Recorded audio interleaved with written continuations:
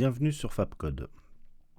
Dans la première vidéo, nous avons vu le contenu de la boîte et nous sommes passés les différentes fonctions du portable.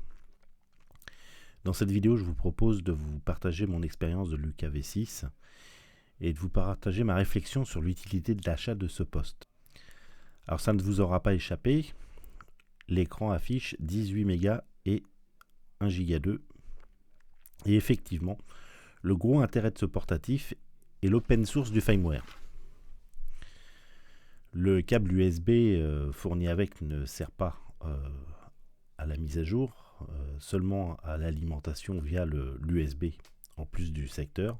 C'est via la prise micro-casque que nous allons faire la mise à jour du poste, et pour cela il faut vous munir ou commander ou si vous avez déjà un câble Baofeng qui est compatible, bien le brancher sur la prise micro et casque.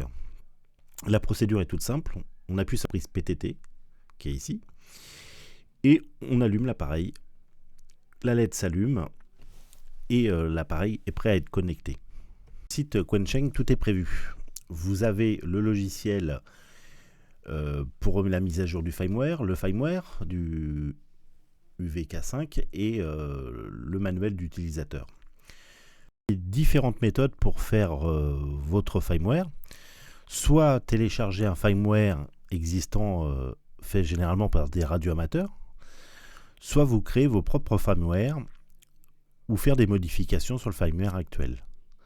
C'est au choix, vous retrouverez de nombreux tutos sur internet qui vous permettent de le faire. Le gros intérêt de cette modification de firmware, c'est comme au début, je vous disais que la réception était de 18 à 1 giga 2 et vous avez la possibilité de faire un changement de mode de réception, AM, FM, USB et avoir un bandscope. En natif, vous avez aussi la possibilité de faire de la détection d'émissions. Alors ici, là, je vais émettre d'un autre portatif une fréquence.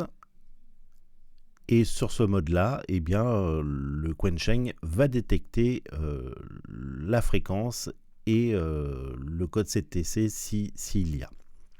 Acheter ce Quansheng, ça dépend du cas de figure. Si vous êtes radioamateur, je dirais oui pour l'expérimentation radio. Mais non si vous cherchez un poste de qualité. Ça reste un poste bas de gamme. Il reste encore, il s'en sort bien sur la réception, sur l'émission, il n'y a pas de problème, mais on rencontre encore quelques bugs selon le firmware, et qui est open source et qui, selon les modifications, n'est pas aussi qualificatif qu'un poste avec d'une grande marque et qui a été, lui, éprouvé. Pour l'amateur, qu'en est-il ? Eh ben, c'est un poste pas cher qui est moins sujet aux soucis de sélectivité et d'harmonie que l'on peut retrouver sur les Baofeng, qui est sur le même segment de prix. Par contre, à mon avis, ce poste, est-ce que je le conserverai? Est-ce que je l'utiliserai? Pour l'expérimentation, pour le bricolage, oui. Comme backup en second poste, pourquoi pas. Mais comme poste principal, eh bien, je préfère compter sur un poste d'une grande marque, Yaesu, Icom ou Kenwood, qui restera fiable dans toutes les situations. Mais ceci n'est que mon retour d'expérience. À vous de faire le vôtre. Merci et à bientôt.